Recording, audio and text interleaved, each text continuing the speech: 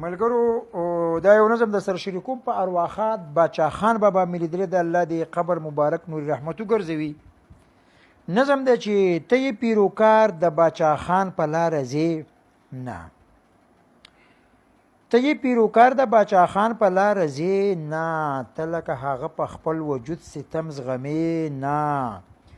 هغه د پښتنو په هر لار کې ګرځېدلی دی، هغه د پښتنو په هر لار کې ګرځېدلی دی، هر غریب نواب د هر چا ور یې ټکولی دی. ښه هسکه غړی د وخت ستم یې ښه زغملی دی، ځکه خو په زړونو کې د هر چا دی ښاغلی دی. خو څه چې هغه کړي دي ته هغسې کوې نه. او بل بند چې هغه خو په تیارو کې د زندان هم خندېدلی دی، هغه خو په تیارو کې د زندان هم خندېدلی دی، ځکه خو تاریخ په خپله غېږه کې تړلی دی. عدم تشدد یې په خپل ځان باندې منلی دی. ما کتلی، تا کتلی، ټول جهان کتلی دی. خو ستا نه تپوس کوم چې پردي څه رور خپلوي نه. او بنده چې هغه خو مستقیم و په گفتار او په کردار کې هم، هغه خو مستقیم و په گفتار او په کردار کې هم. خیال یې وساتلی د دستار په هر لار کې هم. قام کې د وحدت و ارمانی په سر د دار کې هم. او غم د قومیت د خاورې و هغه سالار کې هم.